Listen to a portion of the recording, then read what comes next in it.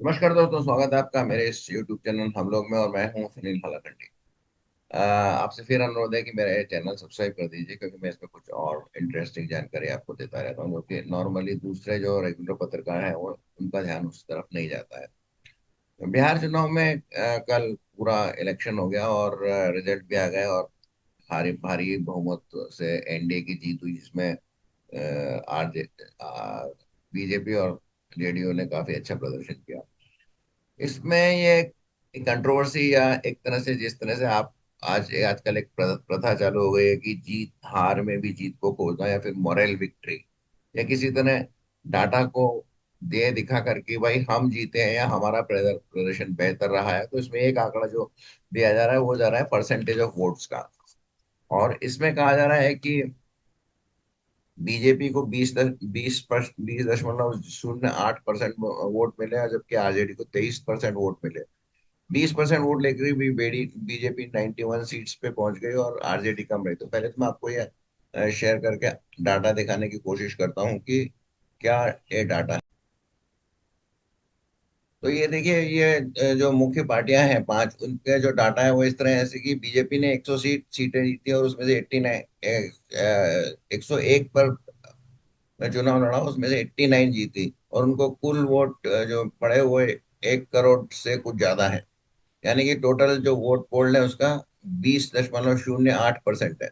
JDU ने भी 101 सीटें जीती, 85 101 लड़ी, 85 जीती, और 96,67,118 वोट्स उनको मिले, जो कि 19.25% है। इसी तरह आरजेडी ने 143 सीटें लड़ी, 25 जीती, उनको 1,15,86,000 46,055 वोट मिले, जो कि करीब करीब 23% है। एल आईपी यानी कि जो रामविलास पासवान की पार्टी है, उसने 28 सीटें लड़ी, 19 जीती, उनको वोट मिले 24,97,358, और उनकी जो वोट परसेंटेज थी वो 4.97% है। और इंडियन नेशनल कांग्रेस ने 61 सीटें लड़ी, 6 जीती, और उनको वोट मिले 83,74,579, यानी 8.71%।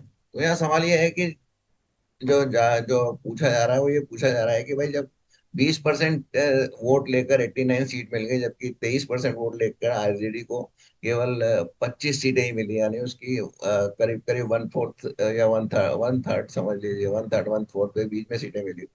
ये नहीं पूछा जा रहा है कि कांग्रेस को रामविलास पासवान की पार्टी, यानी चिराग पासवान की पार्टी से डबल दुगने के लगभग वोट मिले, और सीटें उनकी वन थर्ड भी नहीं है।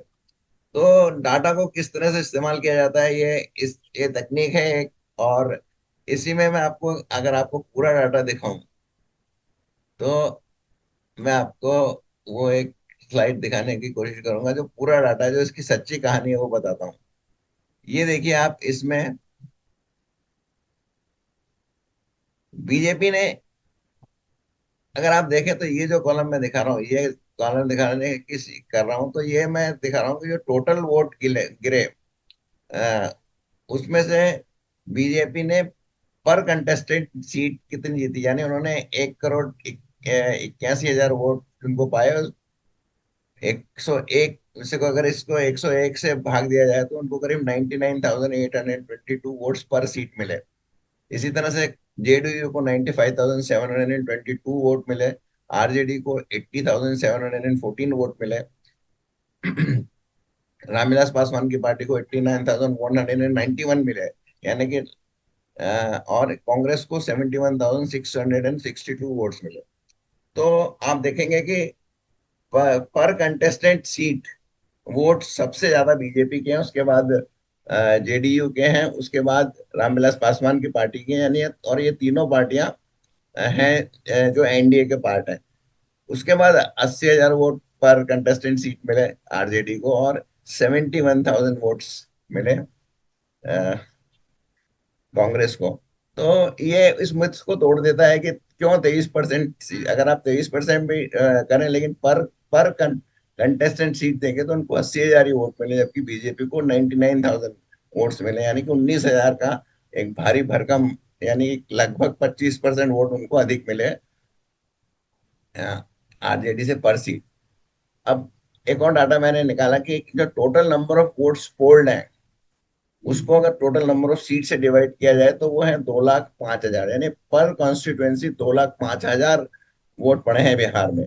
अब वोट पोल्ड में से कितने परसेंटेज पार्टी को, विनिंग पार्टी को मिले हैं या ये विभिन्न पार्टियों को मिले हैं, वो मैंने कैलकुलेट किया तो वो आया है कि बीजेपी को 48,640 48.69% वोट मिले हैं। यानी जहां जहां पे बीजेपी लड़ी है उन कॉन्स्टिट्यूंसी में एवरेज निकाला जाए तो उसको 48.69% वोट मिले हैं। जेडीयू को 46.69 वोट मिले हैं। आरजेडी इनसे 39.37 वोट्स मिले हैं, मतलब लगभग 10% पीछे है बीजेपी से और 7 या 8% पीछे है जेडीयू से। एलजेपी को 43% वोट मिले हैं, हालांकि इसका ये भी आगे है, ये भी आरजेडी से आगे है परसेंटेज ऑफ वोट पर कॉन्स्टिट्यूएंसी में। और कांग्रेस तो बहुत पीछे 34,000 पे है। तो किसी तरह से ये मिथ टूट जाता है कि 20% से। और ये मतलब कोई भी अगर डाटा डाटा के बारे में बेसिक नॉलेज रखता है तो वह जानता है कि ये एकदम गलत कंपैरिजन है कि 23% वोट लेकर 25 सीट मिली और 20% वोट लेके 89% सीट मिली। ये ये वो मेंशन नहीं करते हैं कि नंबर ऑफ सीट्स कितनी कॉन्टेस्ट की। तो मेरे ख्याल से आपका भी थोड़ा फंडा क्लियर हुआ होगा और पता लगा होगा कि क्यों बीजेपी को कम परसेंटेज वोट मिली, क्योंकि उन्होंने कम सीटें लड़ी।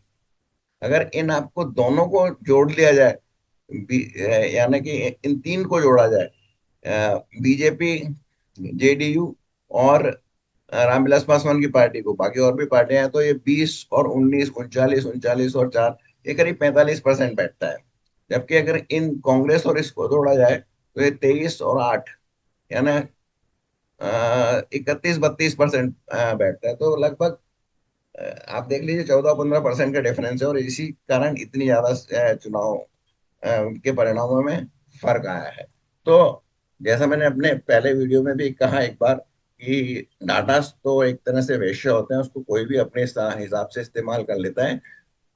सेलेक्टिव डाटा ही वो दिखाता है जो उसको दिखाना होता है, पूरे डाटा नहीं दिखाता है। तो मैंने आपके सामने पूरे डाटा प्रस्तुत किए हैं और आपको ये बताने की कोशिश की है कि एक्चुअल में क्या पोजीशन रही है।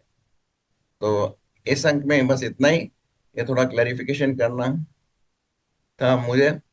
आशा है आपको अच्छा लगा होगा। अगर अच्छा लगा हो तो लाइक जरूर कीजिए, और सब्सक्राइब तो मैंने आशा आपने कर ही दिया होगा। शेयर भी जरूर कीजिए लोगों के साथ में, अपने दोस्तों के साथ में। बहुत बहुत धन्यवाद।